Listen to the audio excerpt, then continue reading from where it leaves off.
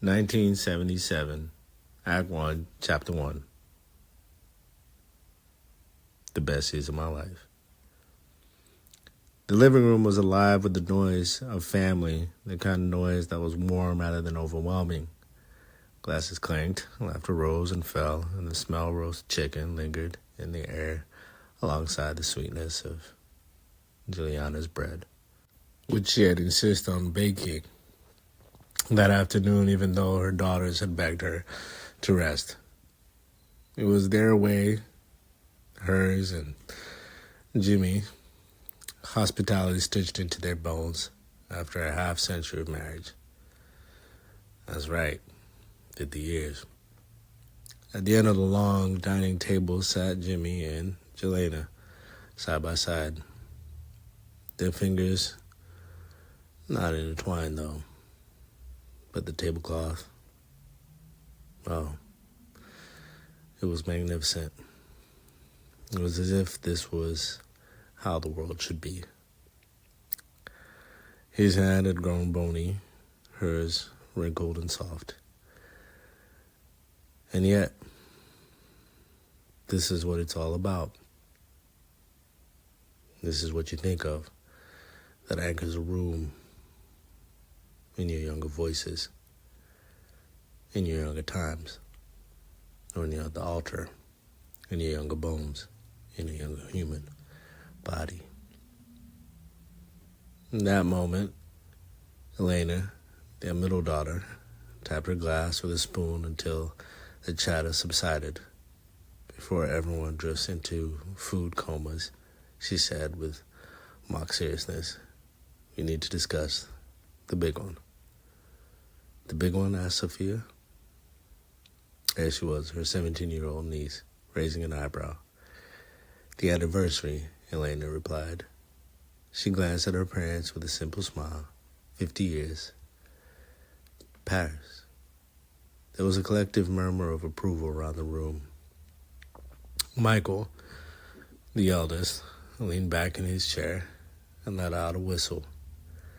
50 years with the same person. That's longer than I've kept a car, and you know I love my Mercedes. The grandchildren giggled. Jimmy chuckled too. His French accent still heavy, despite decades in England. "Marriage is not a car, mon fils," he said. "It does not run on petrol. It runs on faith." At that moment, Jelena rolled her eyes playfully. And patience. Lots of patience. They all laughed again. Through the air shifted as Sophia leaned back on her elbows. Her voice was softer, hesitant, but it cut through the noise. "What was it like back then, 1977 in Paris, when you all met?" The room fell quiet. Even the young grandchildren, who had been flicking peas at each other moments before, turned their attention toward the head of the table. Franz, for the first time, was set down and conversation stilled. All eyes were on Jimmy and Jelena, who glanced at each other in the silence that followed. Jelena's lips curled into a smile, the kind that held both amusement and nostalgia. "Do you want to hear about the real story?" she asked. Michael groaned. "We already know the story, my mom. Sorbonne, a cafe. You locked eyes over croissants and coffee." "That's the story that we tell you," Jelena interrupted, her voice light but insistent. "The postcard version you tell your children." "And the truth?" Sophia prompted. Jimmy's eyes glimmered as if he lifted his wine glass but didn't drink. "The truth," he said, slowly and mesmerizing. "It was beautiful, yes, but complicated, perhaps even why we didn't tell you." The youngest ones exchanged glances. The older grandchildren, now nearly adults themselves, shifted forward with interest. "Tell us," Sophia argued. Jelena leaned back in her chair, her gaze drifting toward the window, as if the city lights outside had turned into Paris themselves. It was winter, she began. Paris was colder back then, or maybe that's only how I remember it. We're not looking for each other. We're not supposed to meet. But God, she paused, looking at Jimmy. God had other plans. Jimmy smiled faintly, his eyes fixed on her. It begins, he said, with two strangers stepping off trains at different stations. Two people from different corners of the world carrying suitcases too heavy for their backs. Both tired, both uncertain, both asking themselves if Paris had made a mistake in calling them there. It was captivating. You can hear a pin drop. The family listened in rapt silence. Paris, 1977. Steam hissed on the train brakes as Jimmy stepped onto the platform of Gare de Lyon. His coat was secondhand, its elbows worn shiny with use. In one hand, he clutched a leather satchel stuffed with textbooks and folded letters from his mother, and the inks smudged from the nervous fingers. He tilted his head back to take in the great vaulted ceiling, the clatter of footsteps, the flurry of voices, speaking faster French than his ears could yet keep up. He was 28 years old, and he had never seen a city like this. Across the city at Gare de Lyon, Jelena suggested that her suitcase was struggling. Well, maybe not the suitcase, but more so her struggling with it.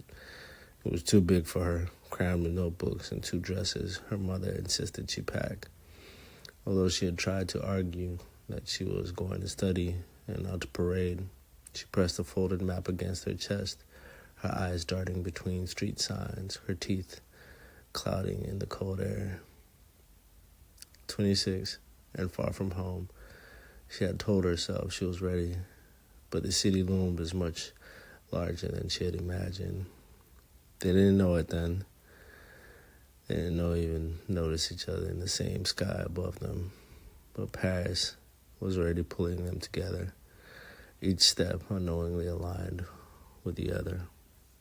Back in the present, the fire crackled softly in the corner of the living room. One of the children shifted, and the momentary squeak of a chair drew everyone back to the now. "And then you met?" Sophia asked eagerly. Jelena smiled, shaking her head. "Not yet. Paris makes you walk a little first to make sure you're ready." Jimmy lifted his granddaughter's hand into his. "Paris is a big city, ma chérie, but for us in 1977, it became very small." He looked at Jelena as he spoke, and for a moment the room faded around them. They were not in England anymore. They were not old. They were not surrounded by children and grandchildren. They were two young strangers on foreign streets, the hum of trains in their ears, the Sion waiting somewhere between them. The chatter around the table slowly resumed as Elena began to stack plates, but the younger one still looked dreamy, as the spell had not yet broken. A candle flickered in the glass holder, its shadow playing across Jelena's face.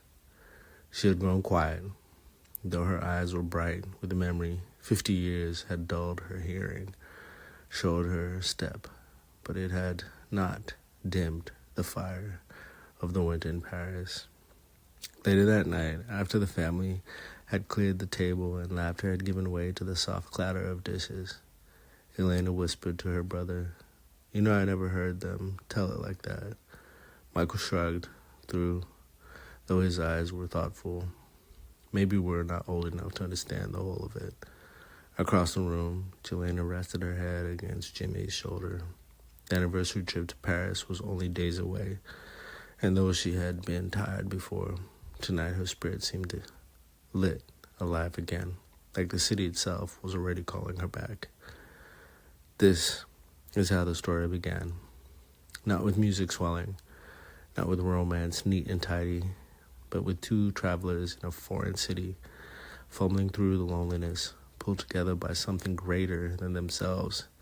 And in the present, 50 years later, they were still telling the story, still finding the wonder in it.